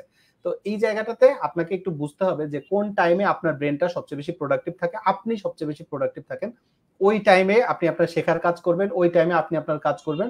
আর যে টাইমে আপনি দেখেন যে না আমি বেশি কিছু করতে পারছি না, আমার ব্রেন ভালো কাজ করে না, সেই টাইমে আপনি হাঁটবেন। যেমন আমি যেটা করি, আমার অফিস 9টা থেকে 3টা, এরপরে আমি ভাত খাওয়া থেকে শুরু করে একটু রেস্ট করি, আসর থেকে মাগরিব অথবা মাগরিব থেকে 1 ঘন্টা করে আমি হাঁটার চেষ্টা করি। হাঁটিয়ে না বলে এটা হচ্ছে একটু জোরে হাঁটা, মানে দৌড়ের মতো করে 5 কিলো থেকে 6 কিলো করে প্রতিদিন চেষ্টা করি। তো রিসেন্টলি হচ্ছে যে একটু সমস্যা যাচ্ছে, রিসেন্টলি পারছি না, কিন্তু নর্মালি আমার এটা থাকে অন্তত সপ্তাহে 5 থেকে 6 দিন 5 থেকে 6 কিলো করে হাঁটা। এটা আমি কোন টাইমে করি, যে টাইমটা হচ্ছে আমার ব্রেন সবচেয়ে কম কাজ করে, এরকম একটা টাইম। তো এভাবে আপনি যদি আপনার টাইমটাকে শিডিউল করেন এবং হেঁটে আসার পরে একটু গোসল করার পরে একটু ফ্রেশ লাগানোর পরে আমি যদি আবার ভিডিও বানাতে বসি বা স্ক্রিপ্ট লিখতে বসি বা বাসায় ফ্যামিলিকে সময় দেই, তখন দেখা যায় যে সেটাও প্রোডাক্টিভ হয়। তো আপনি যখন আপনার টাইমটাকে এভাবে শিডিউল করে ফেলবেন যে আপনি যে সময় প্রোডাক্টিভ থাকেন সেই সময় আপনি আপনার সবচেয়ে সিরিয়াস কাজটা করবেন, বন্ধুর সাথে আড্ডা দেওয়া, কারোর সাথে ফোনে কথা বলা, এটা আপনি নন প্রোডাক্টিভ টাইমে যদি করেন, এভাবে আপনি যদি আপনার টাইমটাকে স্লট করে ভাগ করে ফেলেন, তখন দেখবেন আপনাকে মোটিভেশনের উপর ভর করতে হবে না। মোটিভেশনটা আমার কাছে সবসময় মনে হয় ওভাররেটেড। এটা অবশ্যই ওভাররেটেড, কারণ আপনি যখন মোটিভেশনের উপর ভর করে কাজ করবেন, আপনি দেখবেন 2 দিন অনেক কাজ করছেন, এরপর 1 মাস আপনার কোনো খবর নেই, কারণ আপনি তো 1 মাস মোটিভেশন থাকলো না। ডিসিপ্লিন লাইফে খুব ইম্পর্টেন্ট। আমরা ছোটবেলায় মনে হয় ক্লাস 3 বা 4 থেকেই রচনা পড়া শুরু করেছি, ভাব সম্প্রসারণ পড়েছি, এবং একদম অনার্সের ফার্স্ট ইয়ার সেকেন্ড ইয়ার পর্যন্ত আমরা প্রতি বছরই রচনা পড়ি, প্যারাগ্রাফ পড়ি, ভাব সম্প্রসারণ পড়ি, এসে পড়ি। সব জায়গাতে আমাদের ঘুরে ফিরে ডিসিপ্লিন ওয়ার্ডটা থাকে, ডিসিপ্লিন থাকে, পরীক্ষায় মাঝে মধ্যে আসে। এটা জাস্ট আমরা পড়ার মধ্যেই সীমাবদ্ধ রাখি, লাইফে ইমপ্লিমেন্ট করি না। কিন্তু আপনি জাস্ট লাইফে যদি একবার ডিসিপ্লিনটা ইমপ্লিমেন্ট করেন, আপনি আসলে বুঝতে পারবেন এটা কতটা পাওয়ারফুল। রাইট ভাই, টোটালি অ্যাগ্রিড আর কি। মানে এইখানে জাস্ট মানে অফ টপিকে আমি আরেকটা ছোট্ট প্রশ্ন করে রাখতে চাইতেছিলাম। আপনার অনেক ভিডিও ভাই কক্সবাজারের, মানে কক্সবাজারে গেলে আপনি বেশ ভালো দেখি যে আমি মাঝে মাঝে ভিডিও বানান। এইবার কক্সবাজারে গিয়ে কোনো ভিডিও বানাইছেন নাকি? না, এবার কক্সবাজারে গিয়ে কোনো ভিডিও বানাইনি। আচ্ছা, আমাকে লাইন ড্রপ করেছে, আমি কি আছি? আছেন ভাই আছেন, আমারই বোধ হয় হ্যাঁ ভিডিও ইস্যু করতেছে মেবি। হ্যাঁ, আপনাকে দেখাচ্ছে যে ফিক্সড ফ্রিজ হয়ে আছে আপনার ডিসপ্লে। আমি লাস্ট 2বার যাবার পর, কক্সবাজার যাওয়ার পর আমার যেটা মনে হয়েছে যে এখানে আসার পরেও যদি আমি ভিডিও বানাই, তাহলে দেখা যাচ্ছে যে আমার ঠিক সেভাবে রিল্যাক্সেশনটা হয় না, রিল্যাক্স আমি ওইভাবে থাকতে পারি না। এজন্য এবারে কক্সবাজার ট্যুরে আমি জাস্ট একদিন ছবি তুলেছি কয়েকটা, এর বাইরে এবার আমি কোনো ভিডিও বানানো বা কোনো স্ক্রিপ্ট লেখা কিছু না। এবং এবার যাওয়ার সময় আমি আমার ল্যাপটপ আইপ্যাড কিছু নিয়ে যাইনি কক্সবাজারে। এটার মূল কারণ হচ্ছে যে আমি একটু চাচ্ছিলাম যে এখন থেকে আমি যখন কক্সবাজার যাব বা সেন্ট মার্টিন যাব, আমি জাস্ট হচ্ছে যে ওই টাইমটা পুরোটা এনজয়, মানে ওই টাইমটা পুরো কাজের বাইরে থাকার চেষ্টা করব। যদি হঠাৎ করে এমন হয় যে কোনো একটা ভিডিওর আইডিয়া মাথায় চলেই আসে বা মাথায় খুব কিলবিল করে যে এই ভিডিওটা বানিয়ে ফেলি, তাহলে হয়তো আইফোন দিয়ে রেকর্ড করে ফেলতে পারি, কিন্তু চেষ্টা করব যতটা সম্ভব অ্যাভয়েড করতে, কারণ ব্রেনটাকে আমি একটু পরপর গ্যাপ দিতে চাই। আর আমার কাছে সমুদ্রের অ্যাম্বিয়েন্সটা খুব ভালো লাগে। সন্ধ্যার পরে সমুদ্রের পাড়ে শুয়ে থাকা, পূর্ণিমার রাতগুলো টার্গেট করে আমি সাধারণত যাই। তো ওই সময়টাতে সমুদ্রের পাড়ের মধ্যে হচ্ছে যে বিচের মধ্যে শুয়ে থাকা 3-4 ঘন্টা 5 ঘন্টা কোনো কারণ ছাড়াই সমুদ্রের ঢেউ দেখা, এই ব্যাপারগুলো আমার কাছে খুব ভালো লাগে। ইভেন আমি বাসায় হচ্ছে যখন কাজ করি, ব্যাকগ্রাউন্ডে একটা অ্যাম্বিয়েন্স আমার হেডফোনের মধ্যে দিয়ে রাখি, সেটা সমুদ্রের সাউন্ড। তো আমার কাছে আসলে সমুদ্রের শব্দটা এত ভালো লাগে। পাহাড় আমার কাছে অত ভালো লাগে না, সমুদ্র খুব ভালো লাগে। যখন পাহাড়ে যাই মনে হয় একটা ওয়ালপেপার দেখছি, অনেক সুন্দর। যেমন সাজেকে যাওয়ার পর যেটা মনে হয়েছে একটা ওয়ালপেপার, কিন্তু সমুদ্রে একটা শব্দ আসে, তারপরে হচ্ছে যে ঢেউ আসতে থাকে কন্টিনিউয়াস, একটু পরে পরে সমুদ্রের পানিতে পা ভেজানো, তারপরে একটু পরে পরে লইট্টা ফ্রাই খাওয়া, হ্যাঁ, বা বারবিকিউ খাওয়া, এই ফিলিংসটা না আমার ইয়েতে পাহাড়ে আসে না আর কি। আমার সমুদ্র খুব ভালো লাগে। তো এই জন্য হচ্ছে যে কয়েকদিন পর পরই যাই। 3 মাস আগে একবার গিয়েছিলাম, আবার এই কয়েকদিন আগে আবার গেলাম, আবার যেতে পারি 2-3 মাস পর। ইনশাল্লাহ ইনশাল্লাহ। ভাই এখন মানে আরেকটা যে বিষয় আমাদের জানতে চাইতেছিলাম, ধরেন আপনার ওপিনিয়ন আর কি। আমাদের বর্তমানে অনেক আসলে মার্কস্ট্যাক ডেভেলপমেন্টের কোর্স আছে এবং খুবই ভালো ভালো জোস জোস কোর্স। আমি ইন্টারঅ্যাক্টিভ কেয়ারসের আছে, আমাদের ওস্তাদের আছে, প্রোগ্রামিং হিরোর আছে, এর বাইরেও আরো অনেকেই খুব মানে জোস জোস কাজ করতেছে। বাট অ্যাজ এ লার্নার হিসেবে এই জায়গাটাতে আসলে এই জিনিসটা ব্লেসিং এর বদলে অনেকের জন্য কনফিউজিং হয়ে যেতেছে যে আমি আসলে যাবো কোনটায়। So how to choose a course, আমি কিভাবে একটা কোর্স চুজ করতে পারি যেখান থেকে আমি আমার বেস্টটা আসলে নিতে পারবো? একটা কোর্স আমি চুজ করার সময় কোন কোন ব্যাপারগুলো আমার মাথায় রাখা উচিত? আমার কাছে যেটা মনে হয়, আপনি যখন কোনো একটা কোর্স পারচেস করবেন, এখন অনেকগুলো ভালো ভালো, আপনি যেটা বললেন উইরেপস থেকে শুরু করে ইন্টারেক্টিভ কেয়ার, ওস্তাদ, প্রোগ্রামিং হিরো, আরো অনেকগুলো প্ল্যাটফর্ম আছে। প্রত্যেকেই মোটামুটি চেষ্টা করছে তাদের জায়গা থেকে বেস্ট ইফোর্ট দিয়ে কোর্স বানাতে। একটা সময় ছিল যখন কোর্স মানে স্ক্যাম, কিন্তু এখন জায়গাটা অনেক পরিবর্তন হয়ে গেছে। এখন সত্যিকার অর্থে ভ্যালুয়েবল কোর্স আছে। তো অ্যাজ এ লার্নার আপনার যেটা করতে হবে সেটা হচ্ছে যে আপনি টার্গেট করবেন হচ্ছে যে ইনস্ট্রাক্টরকে। আমার কাছে যেটা মনে হয়, আপনি প্ল্যাটফর্ম না দেখে ইনস্ট্রাক্টর টার্গেট করবেন। আমি আসলে এই মানুষটার পড়ানোটা বা পড়ানোর স্টাইলটা বুঝতে পারি কিনা। যদি আপনি ওই ইনস্ট্রাক্টরকে টার্গেট করে কোর্স পারচেস করেন, আমি আশা করি যে আপনি অনেক ভালো শিখতে পারবেন। কারণ ধরেন সেতুর পড়ানোর স্টাইলটা আপনি জিএস বাংলাদেশে দেখেছেন, সুমিত ভাইয়ের পড়ানোর স্টাইল লার্ন উইথ সুমিতে অলরেডি দেখা যাচ্ছে, হাসিন ভাইয়ের পড়ানোর স্টাইলও সবাই এখন অলরেডি জানে। এখন যা ধরেন আপনাদের যে কোর্সটা সেটা হাসিন ভাই, সুমিত ভাই এবং সেতু তিনজন মিলে, সাথে সীমান্ত পাল ভাই সহ এরা সবাই মিলে যখন চালাচ্ছে, এই কোর্সের সবাইকে লোকজন যখন আগে থেকে জানে, এদের পড়ানোর স্টাইলটা লোকজন আগে থেকে জানে, তখন সে ইন্টারেক্টিভ কেয়ারে জয়েন করবে। যদি তার কাছে রাব্বিল ভাইয়ের কোর্স বা রাব্বিল ভাইয়ের পড়ানোর স্টাইলটা ভালো লাগে, তাহলে সে ডেফিনেটলি ওস্তাদে যেতে হবে, কারণ সেখানে রাব্বিল ভাই এবং হাসিন ভাই মিলে ওটা মেনটেন করছে। আবার আপনার কাছে যখন মনে হবে যে না, মনিটরিংটা ইম্পর্টেন্ট, একদম ধরে পিটায় তারপরে শেখাবে বা ভালো করে শেখাবে, তখন প্রোগ্রামিং হিরো। এটা ডিপেন্ড করবে আপনার উপর। আপনি একটা ইনস্ট্রাক্টর এবং তাদের যে ইকোসিস্টেম, এটার যে অ্যাডভান্টেজ এবং ডিসঅ্যাডভান্টেজ দুইটা বুঝে আপনার কাছে যখন মনে হবে যে না, এটা আমার জন্য ভালো, তখন আপনি সেখানে জয়েন করবেন। এটা আমার কাছে মনে হয়। মানে আমিও যদি কোনো একটা কোর্স পারচেজ করার কথা চিন্তা করতাম, আমি আসলে এভাবে চিন্তা করতাম যে আমার কার পড়ানোর স্টাইলটা ভালো লাগে, যার পড়ানোর স্টাইল ভালো লাগে আমি তার কোর্সটা পারচেজ করবো। ব্যাপারটা সিম্পল।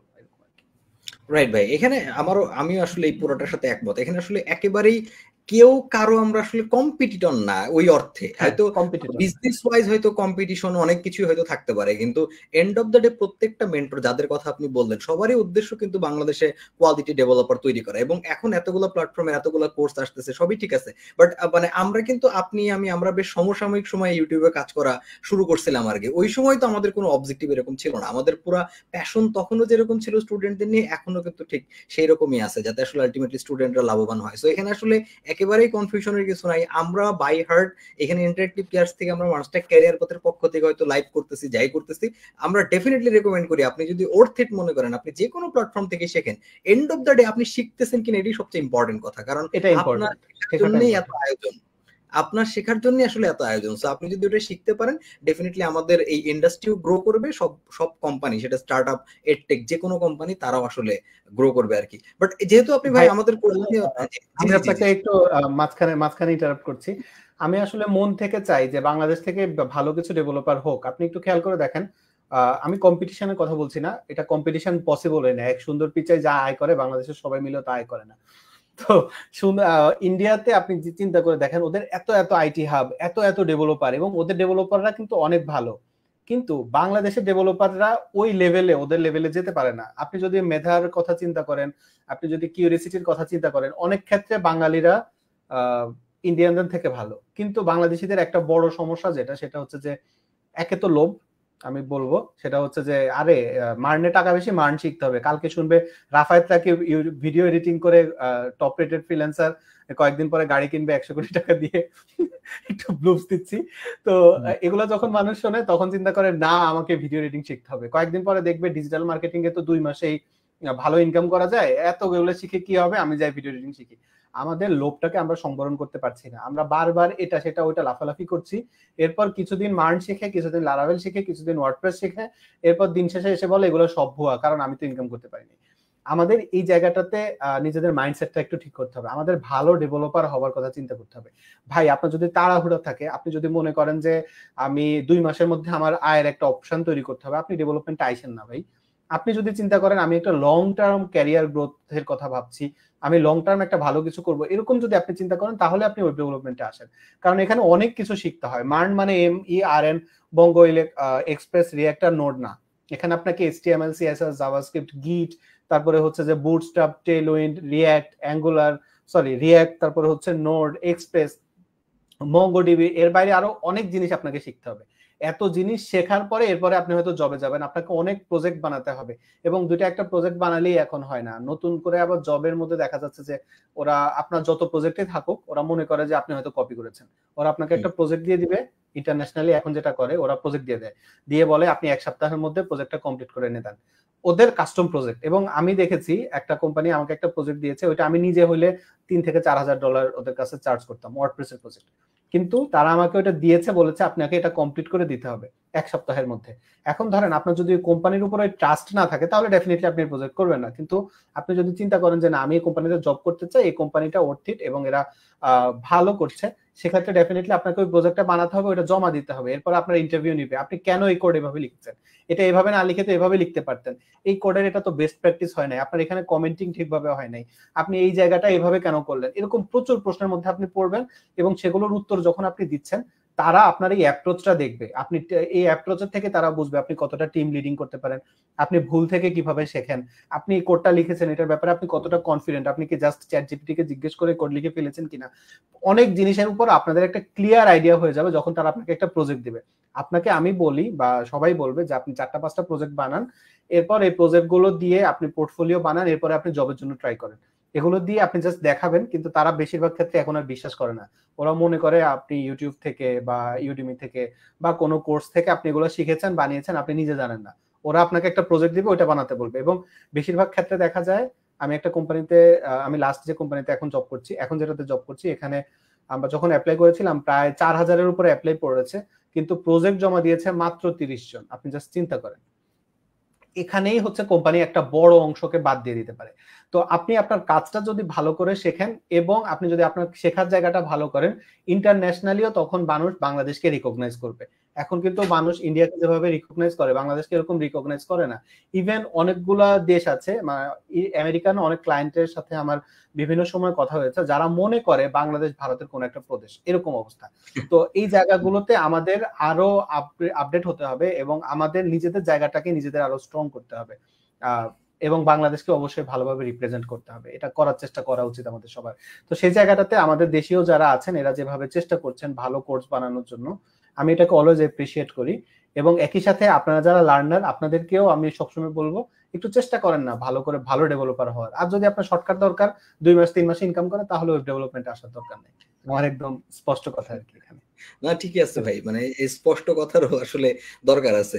তো আপনি যেহেতু ভাই বললেন যে ধরেন অনেক সময় যেটা হয় যে অনেক কোম্পানিগুলো এখন আসলে এরকম পোর্টফোলিও ট্রাস্ট করতেছে না, মানে সেই প্রজেক্ট সে করে রাখছে এটাও আসলে কমপ্লিটলি ওইভাবে ট্রাস্ট করতেছে না। বাট তারপরও আমি আপনার ইউটিউব চ্যানেলে আমি অনেক ভিডিও দেখছি যেখানে আপনি আসলে কিভাবে পোর্টফোলিও বা কিভাবে আলটিমেটলি সিভিটা তৈরি করা দরকার, কাভার লেটার লেখা দরকার, এই রিলেটেড অনেক কন্টেন্টে আপনি আসলে অলরেডি প্রোভাইড করছেন, অনেক গাইডলাইন প্রোভাইড করছেন। সো ইন জেনারেল আমাদের যেহেতু স্পেসিফিক মার্ন স্ট্যাক নিয়ে আমরা কথা বলতেছি বা ফুল স্ট্যাক ডেভেলপমেন্ট নিয়ে কথা বলতেছি, কেউ যদি এই শেখার সাথে সাথে তার পোর্টফোলিওটা বিল্ড আপ করতে চায় বা এই যে ট্রাস্ট ইস্যুর যে প্রবলেমটা, এই জায়গাটা আসলে দূর করার জন্য সে তার পোর্টফোলিওতে কিভাবে নজর দিতে পারে বা কিভাবে তার আলটিমেট সিভিটা সে রেডি করতে পারে যদি সে সাস্টেইন করতে চায়? এখানে আপনি যখন পোর্টফোলিও বানাবেন, অবশ্যই আপনার পোর্টফোলিও ডেফিনেটলি বায়োডাটা হবে না। আমাদের মধ্যে বেশিরভাগ লোকজন সিভি আর বায়োডাটার মধ্যে পার্থক্য বোঝে না। বিয়ের জন্য আপনি যেটা দিবেন সেটা হচ্ছে বায়োডাটা, আর আপনি জবের জন্য যেটা দিবেন কারিকুলাম ওয়েট বা সিভি। তো বিয়ের জন্য যখন আপনি দিবেন আপনার বাবা চাচা কে কি করছে না করছে সেগুলো আপনি লিখবেন, কিন্তু বায়োডাটা সিভিতে তো ডেফিনেটলি এগুলো থাকবে না। সেখানে আপনার স্কিলটাকে আপনি বেশি প্রায়োরিটি দিবেন। তো আপনি যখন পোর্টফোলিও ওয়েবসাইট বানাবেন, সেখানেও আপনার এই ফোকাসটা থাকতে হবে যেটা আমার একটা সিভি হবে পোর্টফোলিও ওয়েবসাইটটা। সেখানে আপনি সুন্দর করে আপনার যে ক্যারিয়ার অবজেক্টিভ, এটা অবশ্যই আপনার ওয়েবসাইটের একদম প্রথম দিকে রাখার চেষ্টা করবেন। আপনি যে প্রজেক্টটা বানাবেন, হয়তো আপনি প্রজেক্টের একটা টাইটেল দিলেন যে আপনি এই প্রজেক্টে কি করেছেন, প্রজেক্টটাতে আপনার কত সময় লেগেছে সেটা আপনি লিখতে পারেন, প্রজেক্টের একটা স্ন্যাপশট দিতে পারেন। এরপরে আপনি একটু ডিটেইল লিখবেন, আপনি আসলে এখানে কি কি কাজ করেছেন, কি কি প্রবলেমে পড়েছেন, কি কি কাজ করেছেন, কেস স্টাডিজ টাইপ এরকম। অথবা আপনার যদি মনে হয় যে আমি এগুলো ফ্রন্ট পেজে রাখবো না, সেক্ষেত্রে আপনি রিড মোর একটা বাটন দিয়ে কেস স্টাডি, ওই যখন কেউ ওই পেজে ক্লিক করবে তখন তাকে একটা ফুল পেজে নিয়ে যাবে, সেখানে আপনার ফুল কেস স্টাডি আপনি দিবেন যে আপনি কি কি প্ল্যান করেছেন, কিভাবে কিভাবে আপনি এই প্রবলেমটা নিয়ে কাজ করেছেন, স্ক্র্যাচ কিভাবে করেছেন এবং কিভাবে আপনি ফুল ওয়েবসাইটটা বানিয়েছেন। এরপর আপনি সেটাতে লিখতে পারেন যে আপনার হচ্ছে যে এখানে কি কি প্রবলেম পড়েছেন সেটা আপনি কিভাবে সলভ করেছেন। তারপরে আপনি সুন্দর করে লাইভ প্রিভিউ দিয়ে দিতে পারেন, সেটা আপনি চাইলে ওই পেজে দিতে পারেন অথবা আরেকটা লিংকে দিতে পারেন। কেস স্টাডিটা খুব ইম্পর্টেন্ট। যখন কেউ দেখবে যে আপনার পোর্টফোলিওর মধ্যে কেস স্টাডি আছে, এবং তখন তারা একটু ট্রাস্ট পাবে যে না, হয়তো এই প্রজেক্টটা ওই বানিয়েছে এরকম। তারপরেও যখন আপনি জবে যাবেন তখন দেখা যাবে যে তারা হতে পারে আপনার প্রজেক্ট থেকে আপনাকে প্রশ্ন করবে যে তুমি এই কাজটা কিভাবে করেছো, এই কাজটা এভাবে না করে এভাবে করা যেত, এরকম তারা বলতে পারে। অথবা তারা আপনাকে প্রজেক্ট দিয়ে বলবে তুমি এটা করো, তখন তারা বুঝবে। কিন্তু আপনার পোর্টফোলিও ওয়েবসাইটটা দেখার পরে যাতে কারো কনফিউশন না হয় যেটা কি কপি করা কিনা। কারণ আরেকটা কথা হচ্ছে, আমি রিসেন্টলি অনেককে বলেছিলাম যে আপনার পোর্টফোলিওটা আমাকে একটু শেয়ার করবেন, আমাকে মেইল করতে পারেন অথবা আমাকে ইনস্টাগ্রামে দিবেন। তো আমি অনেকের পোর্টফোলিও দেখেছি ওয়েব ডেভেলপার, এরা হচ্ছে যে এনভার্টার বিভিন্ন প্রিমিয়াম থিম গুলো মধ্যে তাদের ডিজাইন বা তাদের ইমেজ টেক্সট এগুলো বসিয়ে বলছে এটা আমার portfolio website. As a developer আপনার পোর্টফোলিও ওয়েবসাইট সেটা যেটাই হোক, আপনি প্রয়োজনে এলিমেন্টর দিয়েই বানান, কিন্তু আপনার ওয়েবসাইটটা আপনার বানানো উচিত, অ্যাটলিস্ট ডিজাইনটা আপনার করা উচিত, কোথায় কি হবে, ডেভেলপমেন্টের কি কি হবে। যদি আপনি ওয়ার্ডপ্রেস ডেভেলপার হন তাহলে আপনার নিজেরটা নিজে, আপনি রিঅ্যাক্ট ডেভেলপার হলে আপনার পুরো ওয়েবসাইটটা আপনারই রিঅ্যাক্টে বানানো উচিত। আপনি যদি মার্ন ডেভেলপার হন, আপনার পোর্টফোলিও ওয়েবসাইটটা মার্নেই বানান, পোর্টফোলিও ওয়েবসাইট মার্নে বানানো একদম ওভারকিল। তারপরেও আপনি যেহেতু মার্ন ডেভেলপার, আপনার পোর্টফোলিওটা আপনি মার্নেই বানান এবং পুরো ওয়েবসাইটটা আপনিই বানান। আপনি একটা টেমপ্লেট পারচেজ করে এনে অথবা কোনো কোর্স থেকে টেমপ্লেট নিয়ে এনে সেটারে আপনি জাস্ট এডিট করে যদি বলেন এটা আমার পোর্টফোলিও ওয়েবসাইট, সবার আগে প্রথম স্টেজে আপনি বাদ পড়ে যাবেন। মানে আপনি যে ট্র্যাকে কাজ করছেন সেই ট্র্যাকে আপনি আপনার পোর্টফোলিও ওয়েবসাইটটা বানাবেন, সেখানে আপনি কেস স্টাডি লিখবেন, সেখানে আপনি কি কি প্রবলেমে পড়েছেন সেটা লিখবেন। এই সব যদি আপনি ডিটেইলে করেন, আমি আশা করি আপনার জব পাওয়ার বা জব অপরচুনিটিটা অনেক বেড়ে যাবে। কারণ এখন কম্পিটিশন অনেক বেশি, আর সবচেয়ে বেশি যেটা সেটা হচ্ছে যে অনেকেই আছে যারা 1 সপ্তাহ 10 দিন কাজ শিখেই নিজেকে ডেভেলপার মনে করে, এরাও এখন জবে অ্যাপ্লাই করে। তো কোম্পানিগুলোর জন্য একটু টাফ হয়ে যায় অ্যাকচুয়াল ক্যান্ডিডেটদের খুঁজে বের করতে। তো আপনি যদি এই কাজগুলো করেন তাহলে আপনাকে চুজ করতে তাদের জন্য একটু সহজ হবে আর কি। এবং গিটহাবে অবশ্যই অ্যাক্টিভ থাকবেন, গিটহাব প্রোফাইলটা অবশ্যই শেয়ার করবেন। আপনার গিটহাব অ্যাক্টিভিটিটা যখন দেখবে তখন বুঝবে যে আসলে রেগুলার বা কনসিস্টেন্ট ডেভেলপার। রাইট ভাই, তার মানে দেখেন আমরা শুরু থেকে যতগুলো পয়েন্ট বলতেছি এখানে কিন্তু মানে কনসিস্টেন্সি ব্যাপারটা ঘুরে ফিরে বিভিন্ন চেহারায় বারবার আমাদের সামনে চলে আসতেছে, যে আমরা আসলে যদি কনসিস্টেন্ট না থাকতে পারি দেন আসলে কোনো স্কিলই আপনি কখনো খুব ভালো মতো অ্যাকোয়ার করতে পারবেন না, সেটা যে স্কিলই হোক না কেন। তো শুধুমাত্র যে প্রোগ্রামিং এর ক্ষেত্রে ব্যাপারটা সত্য বিষয়টা এমন না আর কি। ভাই রিসেন্ট টাইমে আপনার নিজেরও একটা কোর্স রিলিজ হয়েছে ফাইনালি, আপনার মধ্যে একটা ফার্স্ট কোনো মানে বাংলা পেইড কোর্স আর কি। আপনার ইউডেমিতে আপনার কোর্স আছে ডেফিনেটলি, এটা আমি জানি, কিন্তু বাংলায় প্রথম আপনি মানে একটা ভিডিও কোর্স আপনি রিলিজ করছেন, সেটার খুবই সুন্দর সাড়াও আসছে আমি যতটুকু জানি আর কি, সবাই যথেষ্ট ভালো ফিডব্যাক ওইখানে দিছে আর কি। সো ওইটার জন্য মানে আবারও শুভকামনা থাকলো, এবং আমরা যেটা আশা করি যে ইন ফিউচার হয়তো এটার পাশাপাশি অন্যান্য কিছু তো আমরা আপনাকে পাবো আর কি, সেই আশা তো আমরা রাখতে পারি নাকি? এটার একটা কারণ আছে, সেটা হচ্ছে কি যে আমার আসলে ইচ্ছা ছিল না কোর্স বানানোর। পরে ইনস্ট্রাক্টরের যে রিফাত ভাই, ওনার সাথে আমার এমনিতে অনেক ভালো সম্পর্ক, উনি আমাকে একদিন বললো যে ভাই আমাদের তো সামনে হচ্ছে যে অফার আসছে, তো অফার আসবে কোরবানি ঈদের অফার, তো আপনি যদি আপনার যে ইউডেমির কোর্সটা আছে ওটা জাস্ট বাংলা ভার্সন করে আমাকে দিয়ে দেন তাহলেই হবে। তো আমি বললাম যে আচ্ছা ঠিক আছে আমি দেখি, আমি ওনাকে বানিয়ে দিব এরকম কিছু বলি নাই। পরে আমি প্ল্যান করে দেখলাম কি আমার 2 দিন সময় লাগবে এটা বানিয়ে দিতে। তো এরপর আমার হচ্ছে যে কোরবানির ছুটি আসলো, তো ছুটি আসার হচ্ছে যে জাস্ট 1 সপ্তাহ আগে অফিসে একটা সমস্যা হলো। তো ওরা হচ্ছে যে সমস্যা হচ্ছে মানে ওদের কিছু অফিসিয়ালি কিছু ঝামেলা হয়েছে, তো ওরা 2 দিনের জন্য সবাইকে হঠাৎ অফ দিয়ে দিল। তো আমি চিন্তা করলাম ইনস্ট্রাক্টরের কোর্স বানাতে 2 দিন লাগবে, আমি 2 দিনের ছুটি পেয়েছি, তাহলে এই ফাঁকে বানিয়ে ফেলি। তো আমি হচ্ছে ইউডেমির যে কোর্স সেখানে যে আউটলাইন ছিল সেম আউটলাইনেই আমি হচ্ছে ইনস্ট্রাক্টরের জন্য কোর্সটা বানিয়েছিলাম, এবং এরপর আমি এটা ইনস্ট্রাক্টরিতে দিয়ে দিই। এটা হচ্ছে ব্যাপার। আর কোডিং নিয়ে আমি এখন পর্যন্ত আসলে প্ল্যান করছি না, এটার একটা বড় কারণ কি আমার এখন পর্যন্ত ফোকাসটা হচ্ছে যে আমি চাই যে মানুষজন একটু প্রোগ্রামার থেকে শিখুক। কারণ অনেকেই আছে যাদের ওই লেভেলের অ্যাবিলিটি হয় না যে 4000 5000 টাকা দিয়ে 10,000 টাকা দিয়ে একটা কোর্স পারচেজ করার, কিন্তু তারা বেসিক্সটা অন্তত শিখতে চায়। বা অনেকেই আছে যারা আসলে বুঝতে পারছে না, কনফিউজিং যে ওয়েব ডেভেলপমেন্টটা তার জন্য কিনা। তো সে যদি প্রোকোডারে আসে, এখান থেকে এসে সে যদি ধরেন কাজ শেখা শুরু করে, রোডম্যাপ দেখলো, রোডম্যাপ ধরে ধরে সে কাজ শিখতে শুরু করলো, এবং যখন সে এভাবে স্টেপ বাই স্টেপ করতে থাকবে একটা সময় গিয়ে সে বুঝতে পারবে যে আসলে এই জায়গাটাতে আমার ফোকাস আছে কিনা, বা এই জায়গাটাতে আমার ইন্টারেস্ট আছে কিনা, এই কাজটা আমি পারবো কি পারবো না। তো এই জায়গাগুলোতে আমি একটু চাচ্ছিলাম যে আরো রিসোর্স তৈরি করতে। এখন আমি যদি কোনো একটা কোর্সে ইনভলভ হই তখন দেখা যাবে যে আমি আসলে প্রোকোডারে সেভাবে কনসেন্ট্রেট করতে পারবো না, এবং অনেক মানুষকে অলরেডি আমি আসলে আশা দেখিয়ে ফেলেছি যে চেষ্টা করব আমি আপনাদের সাথে থাকার, আপনাদেরকে শেখানোর। তো সেই জায়গাটা আমি যদি ক্লোজ করে দেই বা কন্টিনিউ করতে না পারি তখন দেখা যাবে যে আসলে নিজের জায়গাটা রাখতে পারবো না। ডেফিনেটলি কোর্স রান করলে অনেক টাকা ইনকাম করা হয়ে যাবে, কিন্তু আমি আসলে একটু চাচ্ছি যে একটু সোশ্যাল ওয়ার্ক করে নেই, পরে দেখা যাবে। তা আপাতত প্রোকোডারই প্ল্যান, প্রোগ্রামিং নিয়ে আপাতত বাইরে কোর্স বানানোর প্ল্যান নাই। বাংলাদেশে আসলে সবার কাছ থেকে মোটামুটি অফার পেয়ে গেছি কোর্স বানানোর, কিন্তু এই একটা কারণে হচ্ছে যে আমি আসলে আগাচ্ছি না, যে একটু প্রোকোডারটাকে আরেকটু রেডি করে নেই, জিনিসপত্র আরো গুছিয়ে নেই। অলরেডি 600 মতো ভিডিও দিয়েছে, কিন্তু আমার কাছে এখনো মনে হচ্ছে যে অনেক কাজ বাকি। তো এই কাজগুলো একটু গুছিয়ে নেই, এরপর হয়তো কোর্স আসবে, কিন্তু আপাতত না। আর যদি কোর্স আসেও সেটা প্রোকোডারে যা দেখেছেন সেগুলোরই হয়তো একটু রিফাইন্ড ভার্সন, এমন না যে একদম মহাকাশ থেকে কোনো কিছু এসে আপনাদেরকে কোর্স দিয়ে দিবে, এরকম ব্যাপার না আর কি। রাইট। না ডেফিনেটলি ভাই, মানে এটারও অবশ্যই অবশ্যই দরকার আছে। আমি নিজে যদিও মানে অলমোস্ট 2 বছরের বেশি হয়ে গেছে যে আমি ইউটিউবে আসলে অ্যাক্টিভ থাকতে পারি না আর কি, নানান কারণে, এবং এর ভিতরে ফিজিক্যাল রিজনও ছিল মাঝে। সো আমরাও আসলে প্ল্যান করতেছি ভাই যে ভেরি সুন আবার ইউটিউবে ব্যাক করতে, ইউটিউবে আবার কাজ করতে, because that was the ground. মানে ওই ইউটিউবে কাজ করার যে একটা আলাদা শান্তি আছে, এটা কিন্তু ভাই অস্বীকার করার কোনো সুযোগ ডেফিনেটলি নাই আর কি। সুযোগ। বাট মন ওইখানে পড়ে আছে, ওইখানে আপনিও দোয়া করবেন যাতে আসলে আমরাও সেই কাম ব্যাকটা আবার করতে পারি, যে বাংলাদেশটা যাতে আমরা অবশ্যই ফুল ফ্লেজ শুভকামনা আবার থাকলো ভাই। ইউটিউবে কাজ করতে পারি আর কি। ভাই আমরা অনেকক্ষণ আলোচনা করলাম, এবং আমি মানে কিভাবে কিভাবে জানি অলমোস্ট প্রায় 1 ঘন্টার কাছাকাছি হয়ে গেল, আমি মানে বুঝলামও না, টাইম জাস্ট উড়ে গেল আর কি, এরকম মনে হইতেছে। ইন জেনারেল আমার ইউটিউব নিয়ে একটু একটু জাস্ট আমার পার্সোনাল জানার একটু কোশ্চেন আছে।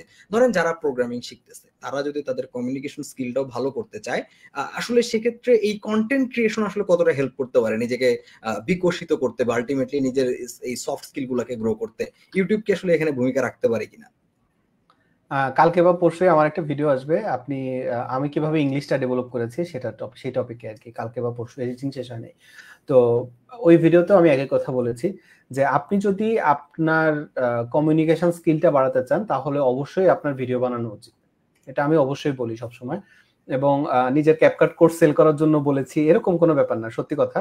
এখনকার যে সিচুয়েশন, এই সিচুয়েশন ধরেন আরো 2-3 বছর আগের সিচুয়েশন যেটা ছিল, আপনি কম্পিউটার জানেন মানে আপনি ওয়ার্ড, এক্সেল, পাওয়ার পয়েন্ট জানেন। এরপরের কিছুটা সময় আসলো যে আপনি কম্পিউটার চালাতে জানেন মানে আপনি বেসিক টুকটাক গ্রাফিক ডিজাইনের কাজ জানেন।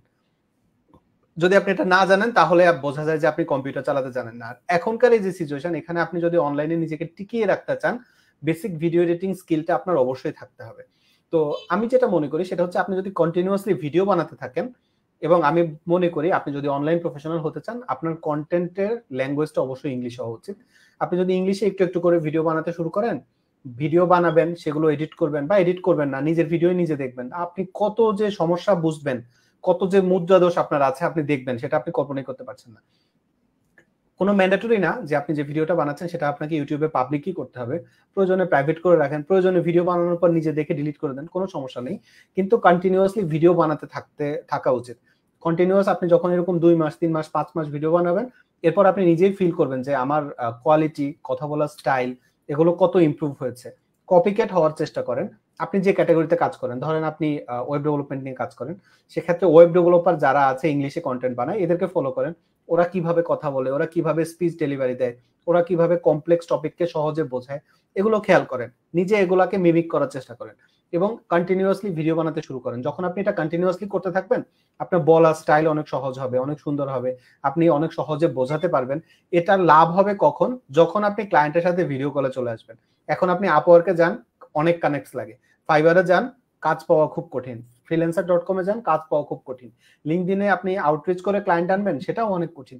কিন্তু যখনই ক্লায়েন্ট মেসেজ দিল, আপনি বলেন চলেন 30 মিনিটের একটা জুম কল হয়ে যাক। সে যখন জুমে আসলো, তার মানে সে যখনই জুম কলের জন্য আপনাকে চিন্তা করবে যে না আমি তার সাথে জুম কলে যাব, তার মানে আপনি বুঝতে পারেন যে সে 50-50 চান্স, হয়তো আপনার ক্লায়েন্ট হতেও পারে, নাও পারে। ওই যে জুম কলে আসার পরে 30 মিনিট টাইম, এটাই ইম্পর্টেন্ট। আপনি যদি তাকে কনফিডেন্টলি অ্যাপ্রোচ করাতে পারেন, তাহলে দেখবেন যে আপনি কাজটা পেয়ে যাবেন। হয়তোবা সেটা লং টার্ম কাজ হতে পারে, সেটা রিমোট জব হতে পারে, সেটা যে কোনোটাই হতে পারে। তো এটা কন্টিনিউয়াস হবে কখন? যখন, এবং আপনি কখন কনফিডেন্ট হবেন? যখন আপনি ক্যামেরাতে নিজেকে কনফিডেন্ট ফিল করাবেন। এটা আপনার কিন্তু এমনি এমনি হবে না। প্রত্যেকটা জিনিস স্কিল, বাই বর্ন কারো এইসব স্কিল হয় না। ক্যামেরায় একটা লোক কমফোর্টেবল, একটা লোক সুন্দর করে কথা বলে, একটা লোক অনেক স্পন্টেনিয়াস, যেটাই হোক না কেন, সেটা কিন্তু এমনি এমনি হয়নি। তাকে তার জন্য পরিশ্রম করতে হয়েছে, তাকে তার জন্য অনেক রাত জাগতে হয়েছে। সেটা হয়তো আপনি দেখছেন না। আপনি হয়তো ভাবছেন এই লোকটা তো খুব সহজেই ক্যামেরায় কথা বলতে পারে, এই লোকটার কথা বলার অ্যাপিয়ারেন্স অনেক সুন্দর, এই লোকটা যেটা বলে এটা আমি খুব সহজে বুঝতে পারি। ব্যাপারটা এরকম না। সে সেই জায়গায় আসার জন্য অনেক পরিশ্রম করেছে, হয়তো সেটা আপনি দেখেননি। তো আপনি যদি কন্টিনিউয়াসলি নিজে নিজে ভিডিও বানান, এরপর নিজের ভিডিও নিজে দেখেন, ডিলিট করে দেন, আবার বানান, আবার ডিলিট করেন। কারণ আমরা এখন যে সিচুয়েশনে থাকি, আমরা সবসময় সবাই আমাদের টিপস দেয় কি, ভাই তুমি বন্ধু বান্ধবের সাথে ইংলিশে কথা বলো, বাসায় ইংলিশে কথা বলো, আয়নার সামনে দাঁড়া ইংলিশে কথা বলো। কিন্তু এগুলা খুব একটা কাজ করে না। দেখা যায় বাসার কারোর সাথে ইংলিশে কথা বলতে গেলে সে একটু আনকমফোর্টেবল ফিল করতে পারে, বন্ধুর সাথে ইংলিশে কথা বলতে গেলে সে আপনাকে এমন কথা শোনায় দিবে, এরপরে আপনার ইংলিশ বলার ইচ্ছে চলে যাবে। তো কিন্তু আপনি যদি নিজে নিজে ক্যামেরা অন করে, এখন সবার কাছে স্মার্টফোন আছে, আপনি যদি আপনার ক্যামেরায় রেকর্ড করেন, আপনার কন্টেন্ট আপনিই দেখেন, আপনি নিজে দেখবেন যে আপনি কত ভুল করছেন, কত সমস্যা আপনার, একটু একটু করে ইমপ্রুভ করেন। দেখবেন অনেক ভালো করতে পারবেন। এই জন্য আমি সবসময় বলি যে কন্টেন্ট ক্রিয়েশন খুব ইম্পর্টেন্ট। এটা মানুষকে দেখাতে হবে এরকম না। আপনি ইউটিউবে আপলোড করে প্রাইভেট করে রাখেন, 6 মাস পরে আপনি নিজে দেখবেন আজকের ভিডিও 6 মাস আগের ভিডিও আপনি কম্পেয়ার করলে বুঝবেন যে আপনার কতটা ইমপ্রুভ হয়েছে। সাধু ভাই ভাই মানে থ্যাংক ইউ ভাই, আমি নিজেও আসলে আবার পুরো দমে আমি বলতে পারি যে আসলে ইন্সপায়ার হইলাম, কিন্তু আসলে মানে ইন্সপায়ার হইলেও আসলে কিছু বাস্তবতার কারণে আমি আসলে ইউটিউবে যাইতে পারিনি, নানান কারণে মানে মানে বিভিন্ন কাজকর্ম অনেক কিছুর কারণে আসলে পারিনি, but definitely I will come back, এবং আপনাদের সবার হেল্প ইনশাআল্লাহ এবং দোয়া অবশ্যই অবশ্যই সেখানে লাগবে আর কি। ভাই আমরা লাইভের ইনশাআল্লাহ। অলমোস্ট শেষ পর্যায়ে চলে আসছি, সো ইন জেনারেল যারা আমাদের নতুন লার্নার আসতেছেন বা যারা আমাদের এই মার্কস্ট্যাকের যে ক্যারিয়ার পাথটা আছে এখানে যারা আসলে ইন জেনারেল জয়েন করবে বা অন্য যে কোনো কোর্সেও যারা এই মার্কস্ট্যাক শিখবে অল ওভার, তাদের জন্য যদি আপনার ফাইনাল কোনো সাজেশন থাকতো বা ফাইনাল বলার কিছু থাকতো, সেই জিনিসটা যদি একটু সবার সাথে আপনি শেয়ার করতেন আপনার ফাইনাল থটস। আপনি যদি ইন্টারেক্টিভ কেয়ারের এই কোর্সটা জয়েন করতে চান, এই কোর্সটা কিন্তু আমিও এনরোল করেছি। আপনারা যদি আমাকে ফেসবুকে ফলো করেন তাহলে হয়তো জানবেন। তো আমি আপনাকে সরাসরি রিকমেন্ড করব যে আপনি যদি এই কোর্সটা পারচেজ করেন, ওদের যে রেকর্ডেড ক্লাসগুলো আছে আপনি সবার আগে সেগুলো দেখবেন একদম স্টেপ বাই স্টেপ। আপনি যখন সেগুলো শেষ করে ফেলবেন বা আপনি শেষ করতে থাকেন, কন্টিনিউয়াসলি আগাতে থাকেন, এরপর যখন লাইভ ক্লাসগুলো শুরু হবে লাইভ ক্লাসগুলোতে আপনি কাজ শুরু করবেন। যে ক্লাসটা আসবে সেই ক্লাসে আপনাকে যে অ্যাসাইনমেন্ট দেওয়া হবে, যা জিনিস শেখানো হবে সেগুলো আপনি প্র্যাকটিস করবেন। পরের ক্লাস আসার আগেই আগের ক্লাসের সবগুলো কাজ শেষ করে ফেলবেন। অবসরে একটু একটু রেকর্ডেড ক্লাসগুলো দেখবেন। এভাবে আপনি যদি স্টেপ বাই স্টেপ আগাতে থাকেন, ভাইদের সাথে যদি প্রজেক্টগুলো আপনি বানান, আমি শিওর যে আপনি অনেক ভালো করে শিখতে পারবেন। যেখানে হাসিন ভাই, সেতু ভাই এবং সুমিত ভাই আছে, এবং এরা প্রত্যেকেই কয়েকটা কারণে হচ্ছে যে এই কোর্সটা খুব ভালো হবে। একে তো তাদের রেপুটেশনের একটা ব্যাপার, তিনজন একসাথে একটা কোর্স রান করানোর পর সেই কোর্সটা যদি সাকসেসফুল না হয় তাহলে ডেফিনেটলি তাদের খবর আছে। হ্যাঁ, তো সেক্ষেত্রে আপনি এই জায়গাটাতে নিশ্চিত থাকতে পারেন যে এই কোর্সটা আমি নিশ্চিত ইনশাল্লাহ যে ভাইরা তাদের সর্বোচ্চ এফোর্টটা দিবে, কারণ তাদের স্ট্রাকচার থেকে আমার যেটা মনে হয়েছে যে এরা অনেক সিরিয়াস এই কোর্সের ব্যাপারে। আপনি যদি সিরিয়াস থাকেন আমি শিওর যে আপনি এখানে ভালো করতে পারবেন। তো আপনার জন্য এটাই রিকমেন্ডেশন থাকবে যে আপনি, আপনার তো রোডম্যাপ দরকার নাই, কোথা থেকে শিখবেন সেটাও দরকার নেই, কোর্সে এনরোল করে ফেলেছেন, একদম প্রথম থেকে সুন্দর করে রেকর্ডেড ক্লাসগুলো দেখেন এবং লাইভ ক্লাসগুলো জয়েন করেন। অ্যাসাইনমেন্ট গুলো, ক্লাস প্র্যাকটিস গুলো, ক্লাসের যে টাস্ক গুলো থাকে এগুলো একটু স্টেপ বাই স্টেপ কমপ্লিট করবেন। আমি আশা করি আপনি ভালো ডেভেলপার হতে পারবেন অ্যাটলিস্ট। থ্যাংক ইউ ভাই, থ্যাংক ইউ ভাই, দোয়া রাখবেন আপনি আমাদের জন্য। আসলে আমরা এটা নিয়ে অনেক মানে আমাদের রেকর্ডেড কন্টেন্ট ধরেন আমরা নতুন করে আবার রেকর্ডেড কন্টেন্ট আপডেট করতেছি, মানে আমাদের যদিও অলরেডি যে রেকর্ডেড কন্টেন্ট আছে আবার নতুন করে সেগুলো দেওয়া হবে ভেরি সুন, এবং লাইভ ক্লাস শুরু হওয়ার আগেই তারা এটা পেয়ে যাবে যে রেকর্ডেড কন্টেন্টেরও তারা একটা আপডেট পাবে। বাট মেইন যে জিনিসটা সেটা আসলে লাইভ ক্লাসেই হবে, বিকজ এই যারা মেন্টররা যারা আছেন, ইভেন হাসিন ভাই, সুমিত ভাই, তাদের যে এক্সপিরিয়েন্স গুলো এবং যেভাবে তারা প্ল্যান করছে পুরো কোর্সটা, আমি তো নিজে মিটিং এ ছিলাম, মানে এটা আমাদের সময় যদি এরকম একটা কোর্স থাকতো এটা আসলে একটা ব্লেসিং হইতো। যেভাবে তারা ঘন্টার পর ঘন্টা মিটিং করে আউটলাইনটা রেডি করছে, তারা এটা মানে আসলে অল ওভার সবাই পুরো টিম এক্সাইটেড। ইভেন আমাদের ইন্টারেক্টিভ কেয়ারস এর এমনও দিন গেছে যে ধরেন বন্ধের দিনও আমাদের বন্ধ ক্যান্সেল করে সবাই এই একটা স্পেসিফিক কোর্স নিয়ে কাজ করতেছে। সো ডেফিনেটলি ইনশাআল্লাহ অনেক ভালো কিছু এখানে হবে, আল্লাহ হয়তো সেই পরিশ্রমের প্রতিদান দিবেন। মডিউল দেখে বোঝা যায় যে আপনারা আসলে কতটা এফোর্ট দিবেন, এটাতে মডিউল দেখলে আন্দাজ করা যায়। রাইট ভাই, থ্যাংক ইউ ভাই। আমরা দেখি এখন এন্ড অফ দ্য ডে আমাদের স্টুডেন্ট, আমাদের অডিয়েন্স, তাদের জন্য আসলে এত আয়োজন, এবং ওই যে কথাটা একটু আগে বলতেছিলাম যে আপনার শেখার জন্য আসলে এত কিছু। সো ওই জায়গাটা থেকে যদি আপনি শিখতে পারেন এটাই হবে সবচেয়ে বড় অর্জন আর কি। So thank you so much ভাই, আপনার এই পুরো 1 ঘন্টা সময় দিলেন, এবং আমি যতটুকু জানি যে আপনি একটা অ্যাক্সিডেন্ট করছিলেন ছোট, সেটার কথাও বললেন, এটা হয়তো অডিয়েন্স জানেন, আপনার হাতের ব্যান্ডেজ দেখে হয়তো অনেকে বুঝতে পারবে আর কি। এরপরও যে আপনি এখনো একটু ব্লিডিং হচ্ছে, বুঝতেছি না, আবার মনে হয় যেতে হবে। না না, আপনি এটা দ্রুত টেক কেয়ার করেন। থ্যাংক ইউ ভাই, আমরা আসলে অনেক কিছু জানতে পারলাম, এবং আমি ডেফিনেটলি তো অনেকদিন পরে ফেসবুকে আপনার সাথে এরকম লাইভ করার সুযোগ হলো আর কি। আমি ডেফিনেটলি আশায় থাকবো ইন ফিউচার যাতে আবার এরকম কোথাও আমরা বসতে পারি, কথা বলতে পারি ভাই। তো খুবই ভালো থাকবেন এবং আমাদের জন্য দোয়া করবেন ভাই। অবশ্যই অবশ্যই অবশ্যই। Thank you so much. আসসালামু আলাইকুম। আসসালামু আলাইকুম।